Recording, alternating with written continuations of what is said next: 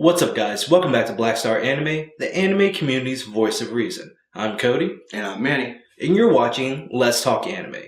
This episode of Let's Talk Anime, we're going to be talking about the Spring 2017 anime.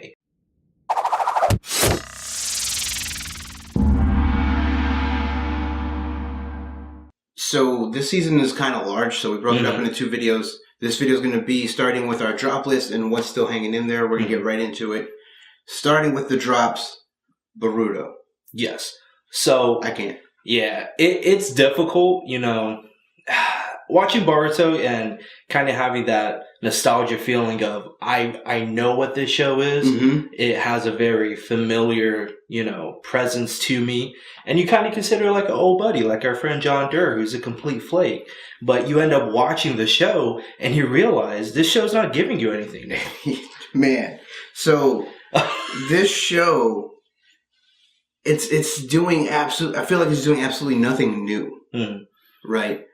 And I know a lot of people that are online, they're like, well, you got to stop comparing it to Shippuden. Mm-hmm. I'm not comparing it to Shippuden. I'm comparing it to the original Naruto. Yeah, that's true. And we're not comparing it to Shippuden at all. The original Naruto was freaking amazing. You can ask, even Naruto haters will admit, the first season of Naruto was great. Mm-hmm. So we're getting, it's a lot of the same. It's the same thing. I've seen this show already. Yeah, that's true. I've seen this little shadow user. I've seen this little Naruto. I've already seen all this. And I feel like the things they're trying to present as new, kind of the hybrid characters of, the children of the two characters that we've come to grow and love throughout the original franchise of Naruto and Shippuden, and how those kids are quirky and a little bit different, but essentially still kind of like a subclone of both of those characters just into one character. You're kind of condensing characters now. And even with the whole, what is the shadowy chakra that's taking over people and making them evil? I feel like it's just not being presented in a sense that's really driving urgency. Because it's getting resolved by not even Genin level ninjas. It's actually pissing me off because very first episode, he notices, hey, something's going on with my eye and it's weird. Hey, I can see evil spirit things. Evil chakra shit that's controlling people. And he doesn't bring that up again for almost 4 or 5 episodes. Well, you don't even you don't inquire about it. You don't go up to your mom and dad like, hey, my eye's going crazy. Like, hey, I need an adult. Like, that's this moment where you're like, hey, I need an adult. My eye's doing weird stuff, and I'm seeing, evil chakra, and it's possessing people. You would think I need an adult. You would think you would go to your mom, who has a Byakugan, who also sees weird shit. But no. You just let it run. He did momentarily. It was like literally 30 seconds in like Ep 4. I'm like, bruh, there's no urgency at all. Completely pissing me off. I can't. I'm done. Yeah. So, we actually spent way too much time on Boruto. It's saddening. So next on our drop list is Tsugumomo. Well, I can't even say the name. So I watched like 5 episodes of this, and it's one of those shows where it's kind of like Monster of the Week, but then like they started changing stuff they already established. So I'm like, what are you guys doing? So the show starts off, you got a kid, his mom passed away, and he holds on to like her kimono. Like that's like his security blanket. He has it with it the whole time. So in this world, this is a world where things that have a lot of emotion embedded into them become sentient things. Okay. So his kimono takes on a humanoid form. Okay. I'm like, all right, that's cool. They start battling monsters. I'm like, okay, let's see where this goes. The kimono's having flashbacks of deals that it made with gods. And I'm like, wait, what? I thought it was his mom's kimono. What's going on? So they started making backstories for things that were things. Like they were in a previous life, and I'm just like, you know what? I'm done. I can't. I mean, the animation is not that bad, actually, but there are so many tropes. They started retconning things. I'm good. No, thank you. All right, next on the drop list, we have Granblue Fantasy. Let me tell you real quick why I dropped Granblue Fantasy. Oh, man, this looks so good, too. Yeah, it looked really good. I had my hopes up, and this is one of those shows that made me realize keep them very low. So you're not disappointed. And please understand me by this. Guarantee there's a good chunk of people who are enjoying Granblue Fantasy. Don't get me wrong. I'm up to date. I was enjoying it too for the most part. But I kept getting this overwhelming feeling of, I kind of know this show. What is so familiar about this show? Imagine you're watching someone on YouTube playing a very mediocre JRPG, and that's Granblue Fantasy, the anime, in a nutshell. I'm not getting that's the roughest summary I feel like I can give. I mean, this is my opinion. Other people can definitely, differ. That's great, but I'm not feeling a sense of uniqueness from the characters or uniqueness from the world, and everything's cool. The fantasy world behind it is really cool. I want to dive more into it, but they have a main adventure, and in the course of the main adventure, they have to execute side fetch quests, or you got hired to find this person. It's legit a JRPG. It's legit a JRPG, and I don't want to watch any more of it.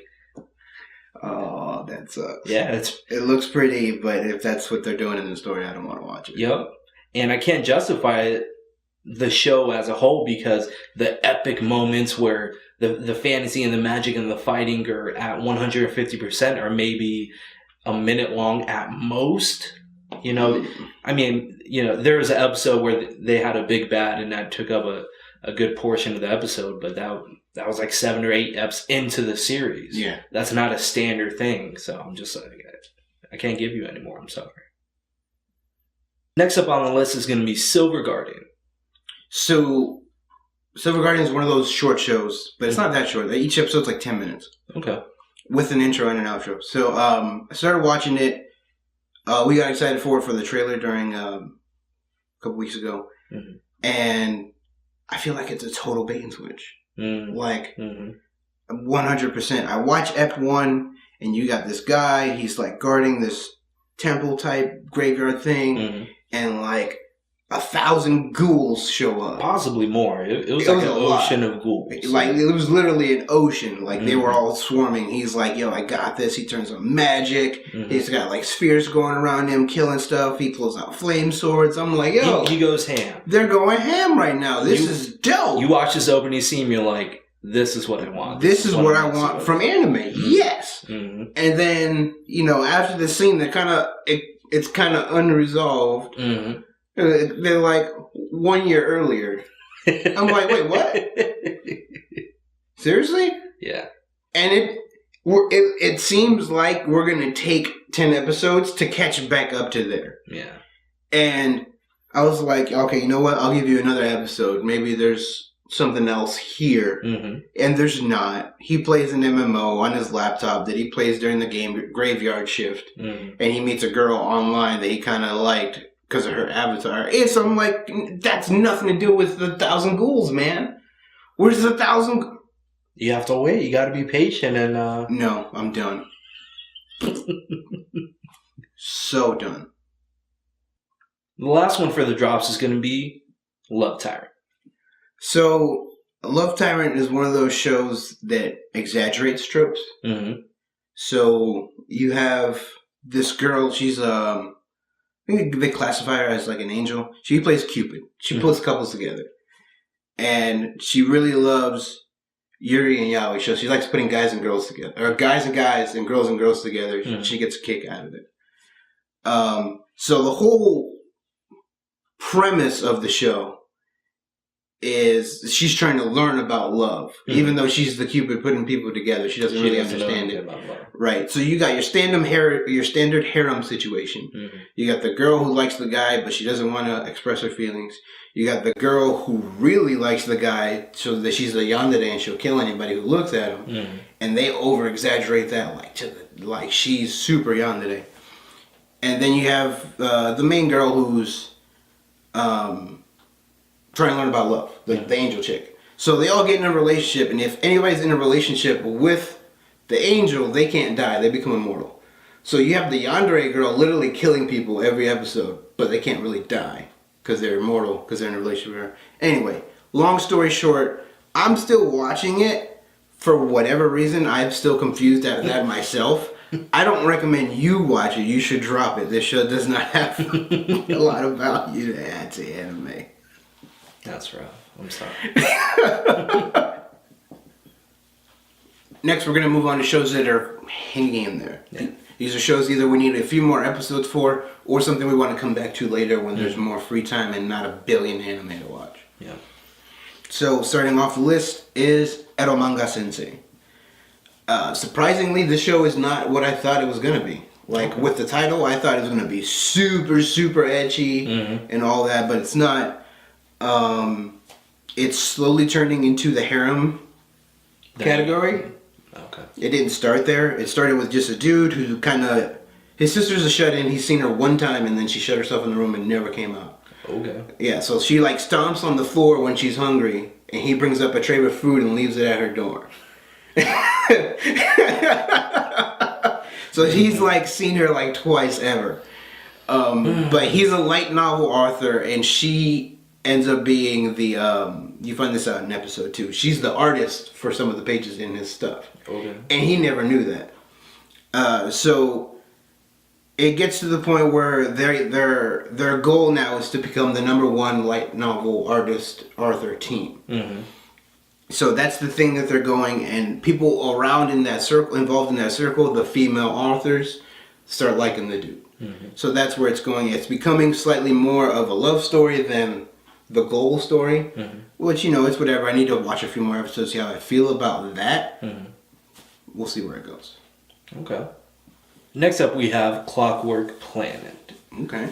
So, Clockwork Planet, I want to say maybe the first 30 seconds, I'm going back like 6 episodes in my head, they pretty much tell you this catastrophe happened, the world is gone, this like super deity, I don't remember what they referred, I think they refer to him as like just one letter, it's something stupid.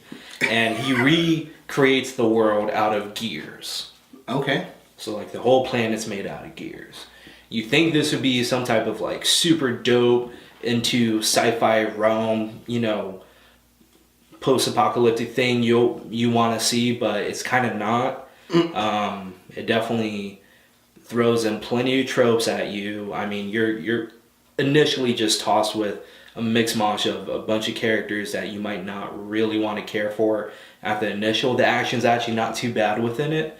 I want to see the overall plot. The show itself, it's not terrible.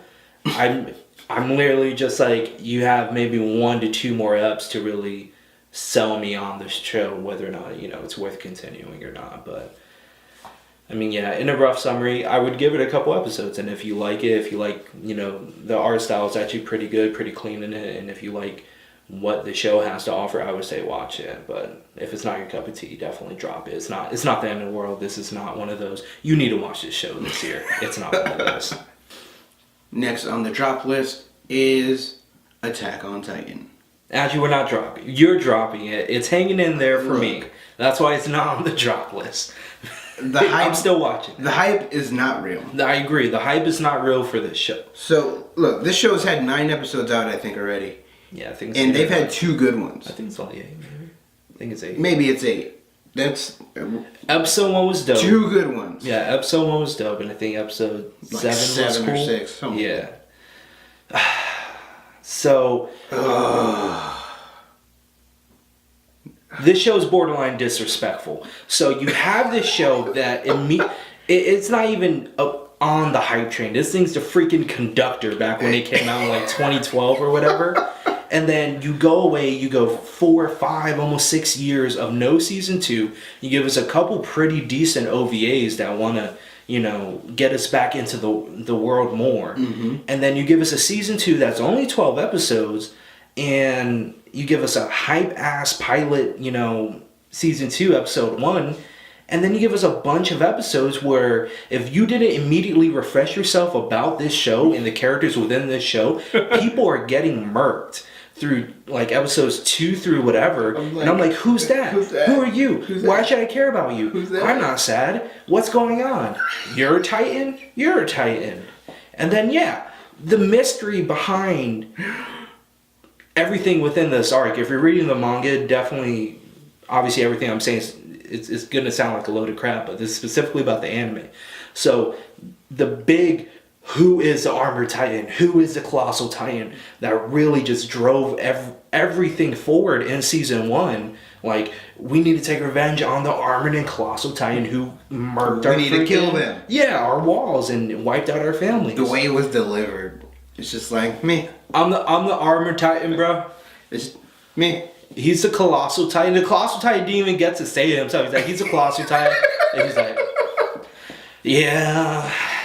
So look, here's my thing. What the hell is this show? Here's my thing. It's not just an anime, it's in all media. I told this before to you off screen. People have fallen in love with telling stories out of order. Mm-hmm.